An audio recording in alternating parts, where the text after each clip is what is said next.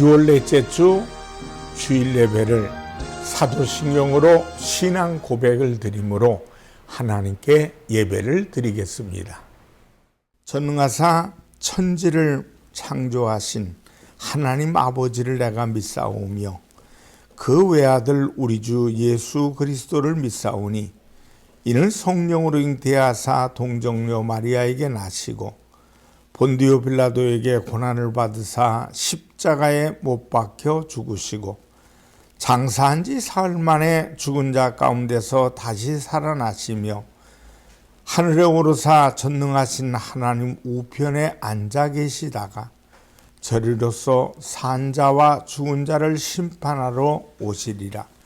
성령을 믿사오며 거룩한 공예와 성도가 서로 교통한 것과 죄를 사하여 주시는 것과 몸이 다시 사는 것과 영원히 사는 것을 믿사옵나이다.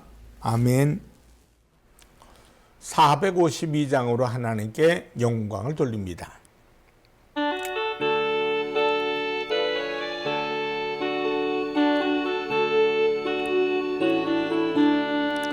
내 모든 소원 기도의 제목 예수님 닮기 원함이라.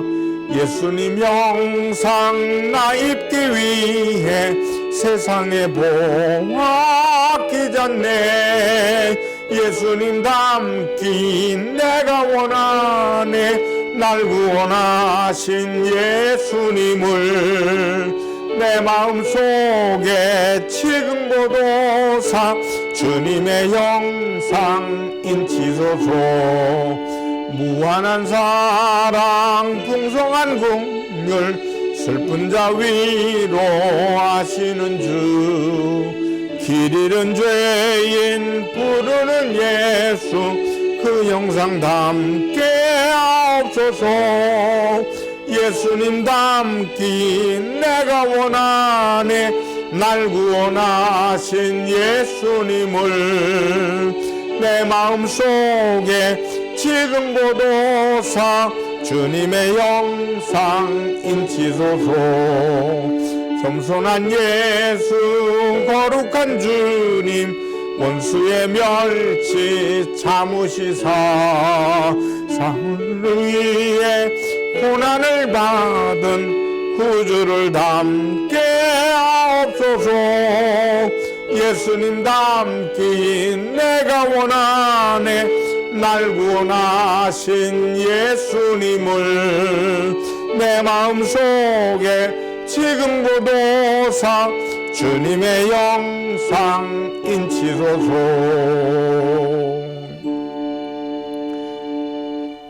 기도드리겠습니다. 살아계신 하나님을 찬양합니다.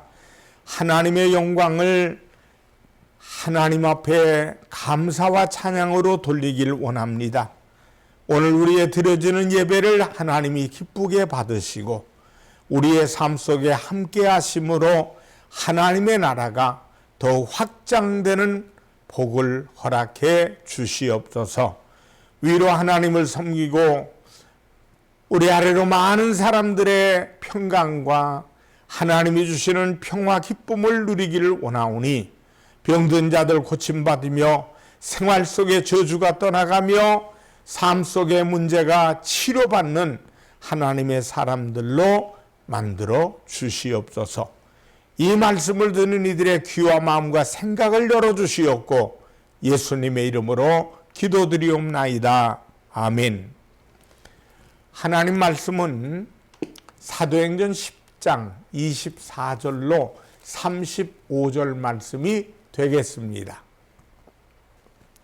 이튿날 가이사라에 들어가니 고넬료가 그의 친척과 가까운 친구들을 모아 기다리더니 마침 베드로가 들어올 때 고넬료가 맞아 발 앞에 엎드려 절하니 베드로가 일으켜 이르되 일어나라 나도 사람이라 하고 더불어 말하며 들어가 여러 사람이 모인 것을 보고 이르되 유대인들로서 이방인과 교제하며 가까이 하는 것이 위법인 줄은 너희도 알거니와 하나님께서 내게 지시하사 아무도 속되다 하거나 깨끗하지 않다 하지 말라 하시기로 부름을 사양하지 아니하고 왔노라. 묻노니 무슨 일로 나를 불렀느냐. 고넬료가 이르되 내가 나흘 전 이맘때까지 내 집에서 제9시 기도를 하는데 갑자기 한 사람이 빛난 옷을 입고 내 앞에 서서 말하되 고넬료야, 하나님이 내 기도를 들으시고 내 구제를 기억하셨으니 사람을 요빠에 보내어 베드로라 하는 시몬을 청하라. 그가 바닷가 무두장이 시몬의 집에 유숙하느니라 하시기로 내가 곧 당신에게 사람을 보내었는데 오셨으니 잘하였나이다. 이제 우리는 주께서 당신에게 명하신 모든 것을 듣고자 하여 다 하나님 앞에 있나이다. 베드로가 입을 열어 말하되 내가 참으로 하나님은 사람의 외모를 보지 아니하시고 각 나라 중 하나님을 경외하며 의를 행하는 사람은 다 받으시는 줄 깨달았도다. 사도행전 10장 24절로 35절의 말씀을 통해 깨닫는 지혜, 이와 같은 제목으로 은혜를 나누겠습니다. 사람은 어떤 특별한 계기를 가지게 될 때 깨닫게 됩니다. 그 깨달음은 그를 성숙시키고 나아가 더 넓고 큰 세계를 알게 합니다. 그리고 불신자들에게는 하나님을 만나는 기회가 되기도 합니다. 또한 믿음의 사람들은 하나님의 뜻, 하나님의 섭리를 알고 그분 앞에 더 겸손하게 됩니다. 그리고 그 역사 앞에 순종하게 됩니다. 깨닫는 지혜를 얻는다는 것은 모든 사람에게 참으로 중요한 일입니다. 오늘 하나님께서 그런 의미에서 우리에게 이 말씀을 주셨습니다. 첫째, 베드로의 깨달음.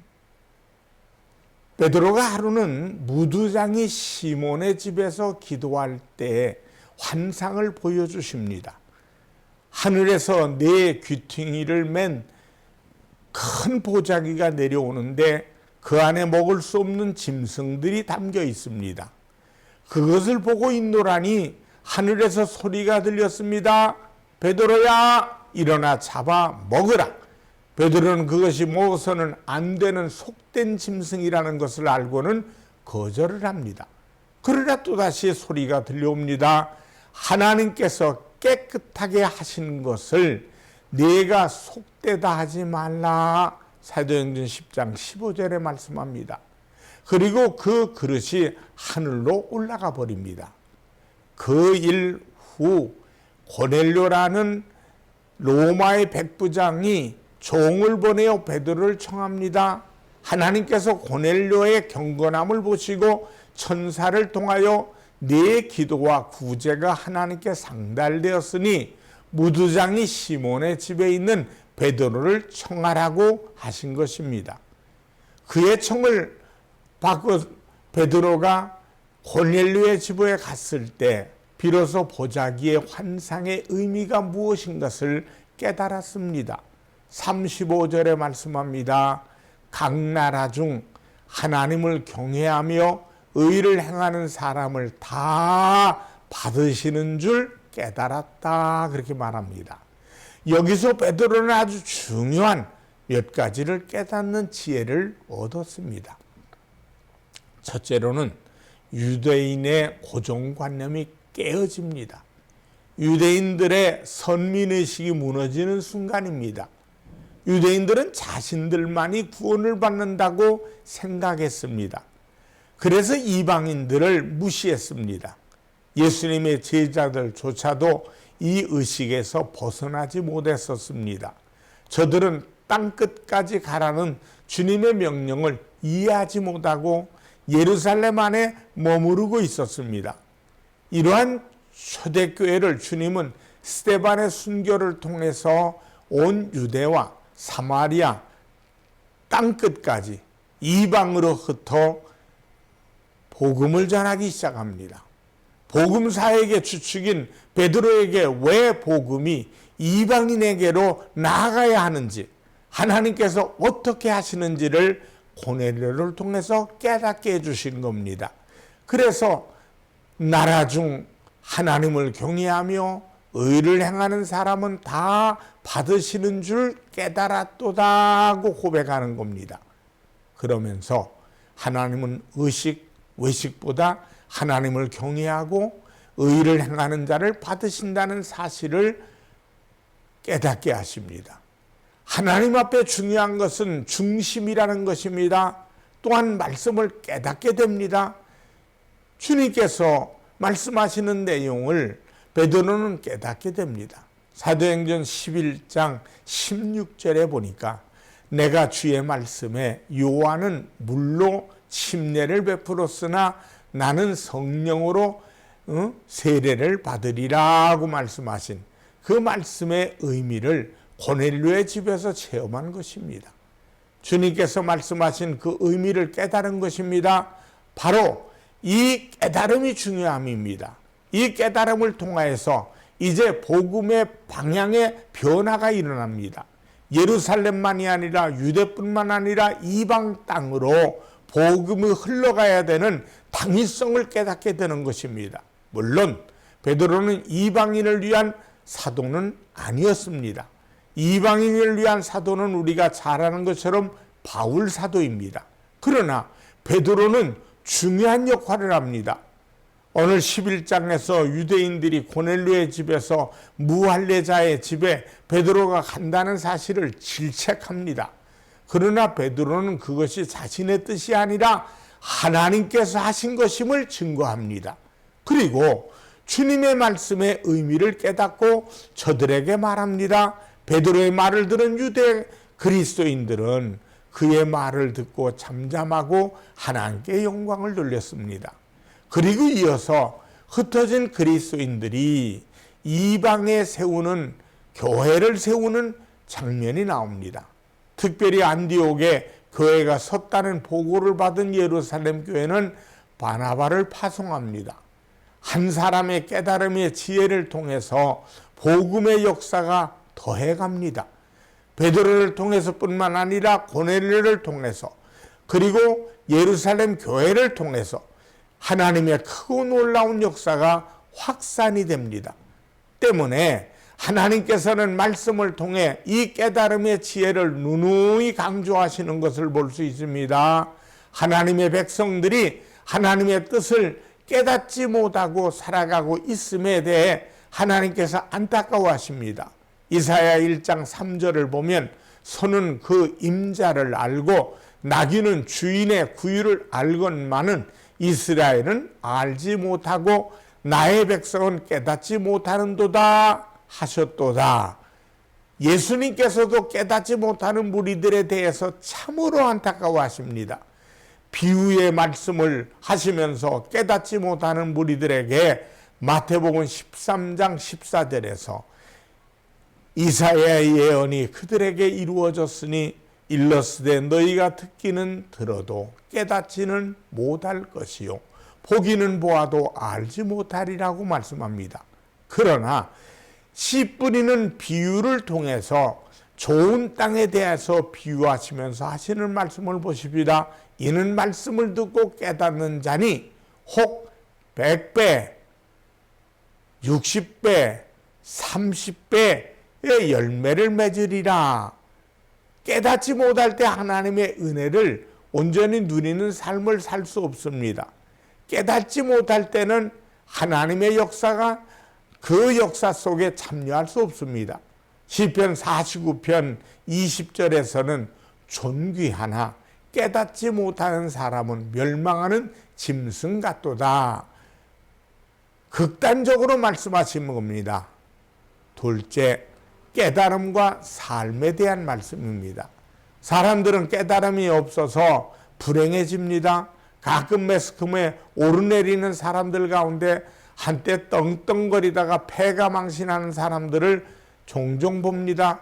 왜 그렇습니까? 아는 것은 많은데 깨달음의 지혜가 부족해서 미련한 결과를 초래한 것입니다. 우리가 잘 알다시피 재산이 많아서 행복한 것이 아닙니다. 내게 주신 복을 깨닫지 못하기 때문에 불행한 겁니다. 재난을 만났다고 해서 불행한 것이 아닙니다. 문제는 깨달음의 지혜입니다. 그래서 행복은 깨달음의 지혜에 있다고 하는 것입니다. 예수님께서 5,000명을 먹이시고 4,000명을 먹이시고 하는 이적을 베푸시는 장면을 우리가 성경을 통해 봅니다. 그러나 제자들은 이 사건의 깊은 의미를 깨닫지 못합니다. 그들에게 빵은 그저 빵이고 고기는 그저 고기일 뿐입니다. 그것은 텅 빈 뱃속을 채우는 일일 뿐 더 이상 아무것도 아니었습니다. 바리새인의 누룩을 조심하라고 가르치셨을 때도 그들은 남은 빵을 가지고 오지 않았음을 걱정했을 뿐이었습니다. 그들을 향하여 주님께서 말씀하십니다. 빵이 없다고 걱정들 하다니 아직도 알지 못하고 깨닫지 못하느냐? 너희는 눈이 있어도 보지 못하고 귀가 있어도 듣지 못하느니라. 여러분, 주님께서 이 이적을 통해서 말씀하시고자 함이 무엇이었습니까? 바로 당신이 하늘로서 내려온 진정한 산떡, 곧 생명의 떡임을 알게 하시고자 함입니다. 썩는 양식을 위하여 사는 것이 아니라 영생하도록 있는 양식을 위하여 살아야 함을 보여주신 것입니다. 이것을 깨닫지 못함으로 저들은 계속 주님 앞에서 튀는 행동을 하고 엉뚱한 일을 하게 됩니다. 우리가 어떠한 말씀을 듣더라도 그 말씀을 통해서 깨닫게 된다면 은혜가 됩니다. 우리가 은혜를 받았다고 하는 것은 깨달음을 얻었다, 그런 말입니다.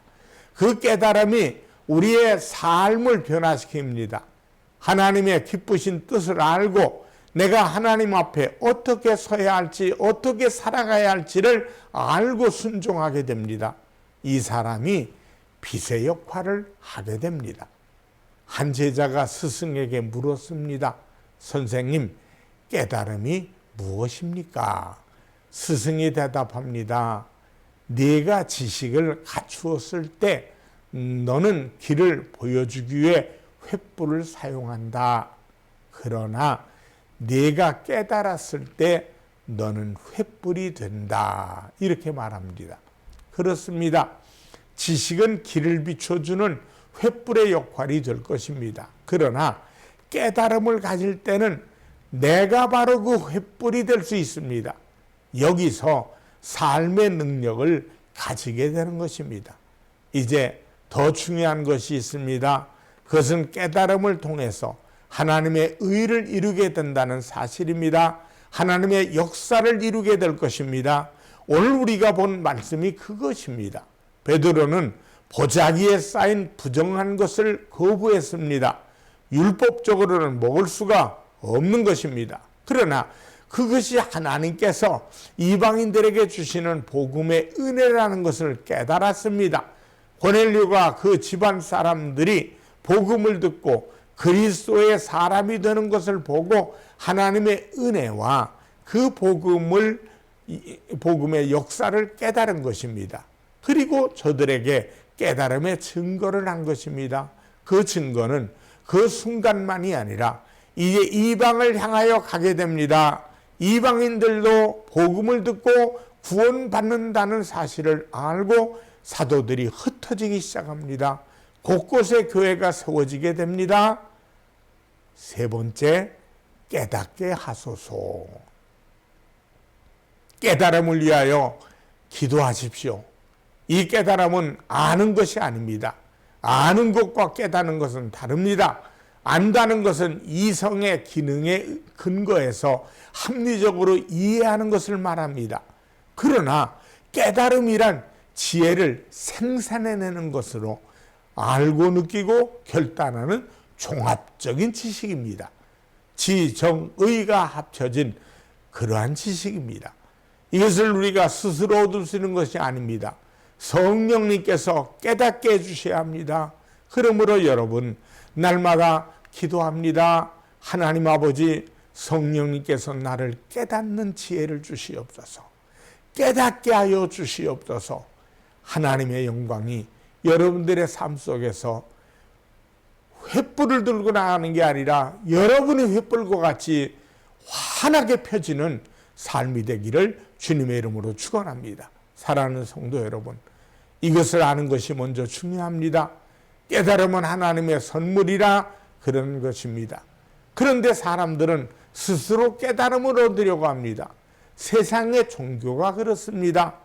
인터넷 검색에 깨달음이라고 한번 쳐보세요. 거의 대부분 불교에 관한 내용이 뜹니다. 제가 어떤 자료를 한번 얻어보려고 검색했더니 온통 불교 아니면 도교의 내용입니다. 불교는 깨달음의 종교이기 때문이겠죠. 깨달음을 통해 해탈한다고 말합니다. 그러나 기독교는 자의적 종교가 아닙니다.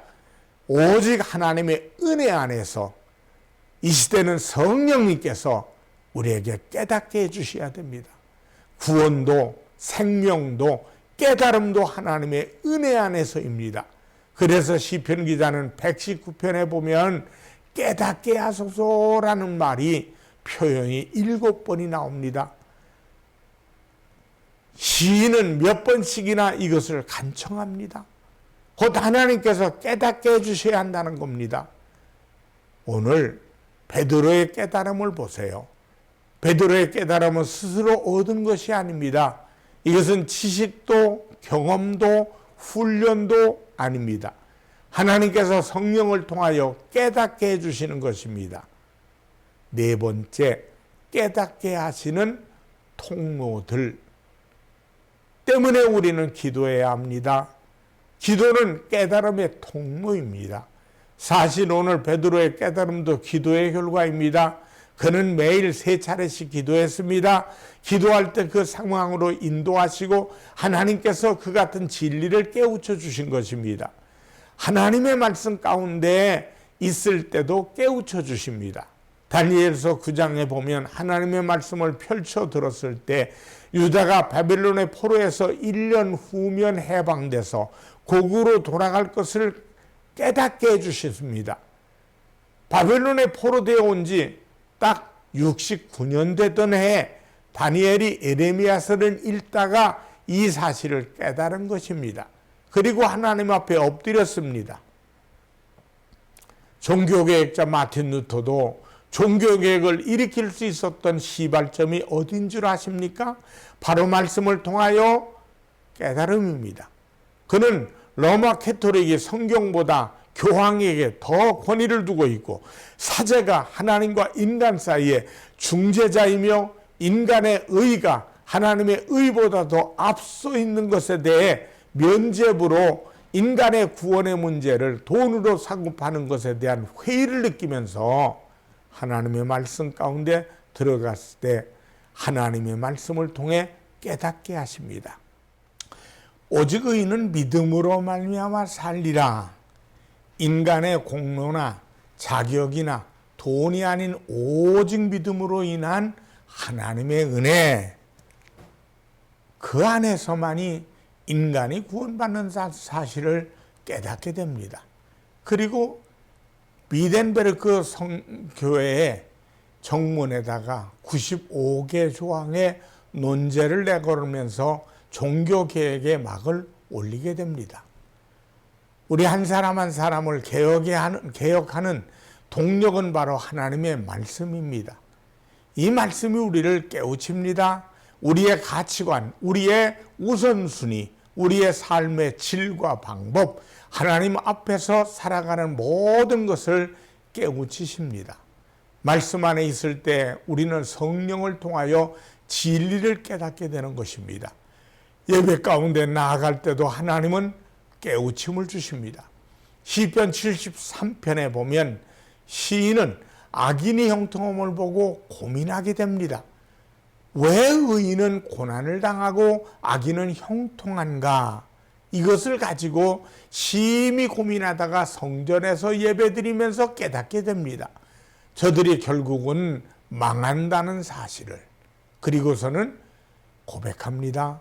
시편 73편 17절에 보면 하나님의 성소에 들어갈 때야 그들의 종말을 내가 깨달았나이다. 어떤 한 분이 어느 날 예배드리는 시간에 자신도 모르게 눈물이 펑펑 쏟아집니다. 왜 그런지 모르게 말씀을 듣고 기도하는 시간마다 눈물을 펑펑 쏟습니다. 자신도 잘 모릅니다. 찬양을 드리면서도 말씀을 들으면서도 순간순간 눈물이 흐르기 시작합니다. 예배 내내 손수건으로 눈물을 훔치면서 예배를 드렸습니다. 그 시간에 자신이 얼마나 무지하고 어리석은 존재인지, 얼마나 큰 죄인인지를 깨달은 것입니다. 그리고 하나님의 은혜가 또 얼마나 큰지도 깨달았습니다. 또한 이제 자신이 어떻게 헌신해야 할지, 어떻게 이 땅에서 살아가야 할지를 깨닫게 되었습니다. 그날 성령님께서 얼마나 강하게 그 예배 시간을 통해서 역사하시는지 그날 이후로 완전히 새로운 사람이 되고 말았습니다. 또한 고난을 통하여 하나님은 깨우침을 주십니다. 욥이 10자녀를 잃고 그 많은 재산을 다 잃은 후에 악창에 걸리는 고난을 당하면서 그가 얻은 것은 하나님에 대한 깨달음입니다. 고난 가운데 욥은 하나님의 섭리를 깨닫습니다. 하나님에 대한 단지 귀로만 듣기만 했었는데 이제는 눈으로 보게 되었습니다. 고백합니다. 이 욥을 하나님께서는 새로운 가정과 그리고 10자녀, 그의 재산을 처음보다 2배로 복을 주십니다. 사람이 시험을 당하고 고난을 받으면 위축됩니다. 그러나 그렇습니다. 처음부터 강해질 수 있는 것이 아닙니다. 그러나 그 안에 꽤 깊은 깨달음을 얻을 때 하나님께서 우리를 더 온전하고 구비하여 조금도 부족함이 없는 사람으로 세우시는 그 과정, 경로임을 알게 합니다. 그리고 하나님의 은혜와 복의 자리에 참여하게 됩니다. 사랑하는 성도 여러분, 우리의 삶의 행복과 불행은 깨달음에 있습니다. 우리가 은혜 안에 사느냐, 무감각하게 사느냐, 또한 이 깨달음에 있습니다. 더욱 중요한 것은 우리가 하나님의 뜻을 이루고 하나님의 진리 안에서 얼마나 은혜롭고 복되게 살아가느냐, 능력 있게 살아가느냐 하는 깨달음에 있습니다. 앞으로 하나님께서 나에게 원하시는 것이 무엇인지 저는 기도할 때, 그리고 말씀을 읽고 들을 때 깨닫고 또 깨닫게 됩니다. 이 시대가 바로 가고 있는지, 내가 바로 가고 있는지, 무엇을 위하여 어떻게 가야 할지 오직 하나님의 뜻만 이룰 뿐입니다.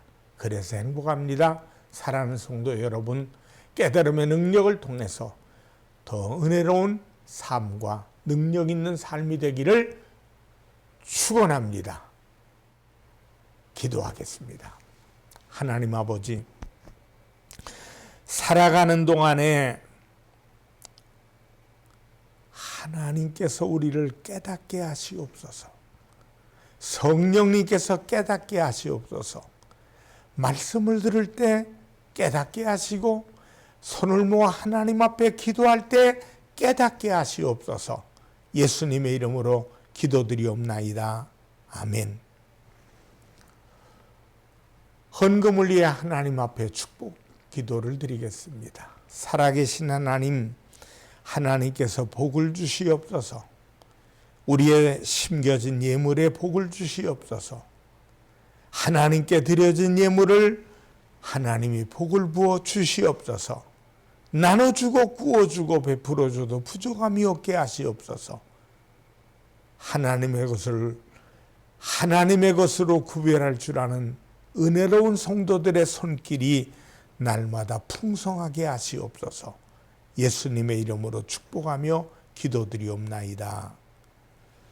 축도하겠습니다.